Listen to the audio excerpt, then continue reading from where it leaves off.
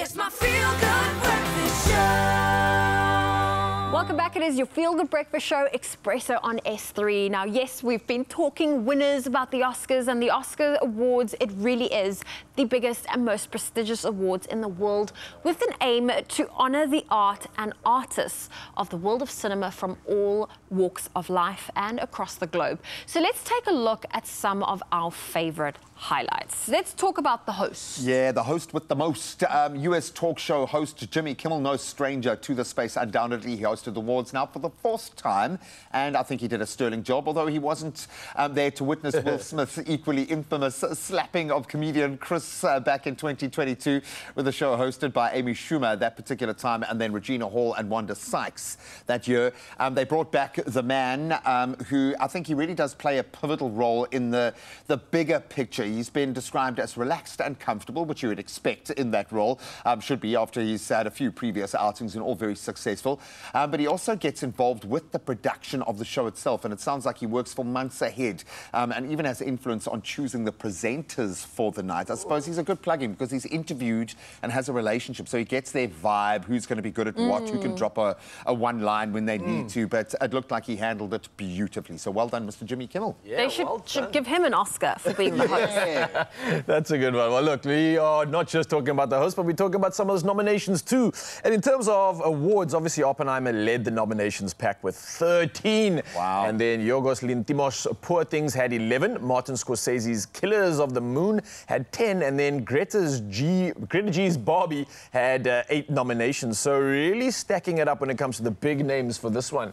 And obviously Oppenheimer is the clear leader. The atomic bomb has taken the top prizes at the Golden Globes, Screen Actors Guild Awards, and the BAFTAs, to say the least. So it is a global sensation, it seems, and definitely delivering on all the hype that it came through with. Oh, well, you know, with all of these award seasons, there are always some that feel, oh, it should have gone to this individual. Yeah. They are the biggest snubs, so let's take a look at that. So even though Barbie got 8 nominations, its star Margot Robbie and the director Greta Gerwig, they were left out in the cold when it came to nominations in the Best Actress and Best Director categories. The omissions led some to claim it is a case of life imitating art, with the misogyny of the movie mirrored in the industry snub. That's one of the takes.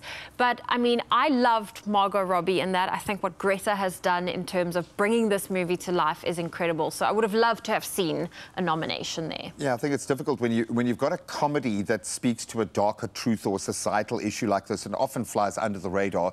But I think they walked that tightrope beautifully, because they sold the story almost more powerfully. When the penny drops, you're like, wow, okay.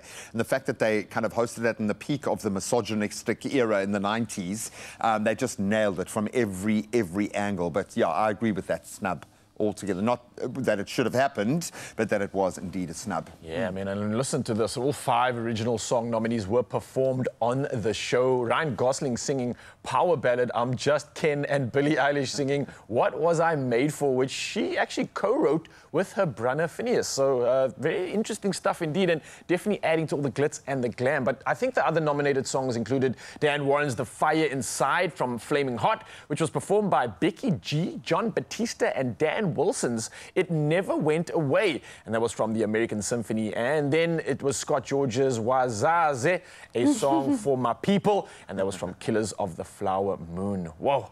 Definitely setting it up there, and I think definitely just adding to the testament of what I think has been a great year for movies, really. I was talking to JP earlier. The amount of, like, conflict that's going to come through from these decisions is definitely testament to the stature of these productions, well, man. It kind of felt like the soul, the guts had been ripped out of Hollywood with everything that's been happening recently, and I think a massive mirror was held up for the industry and this notion of celebrity culture and everything around that.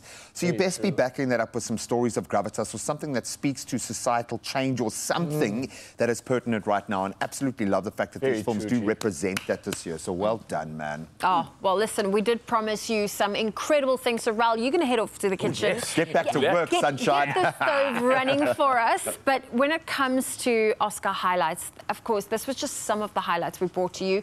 We will also take a look at the red carpet. Of course, it's always about the looks. And we have 2 special guests joining us for that to tell us whether they think it's a hit or a miss. us, and that is with Carissa Cupido and TK joining us.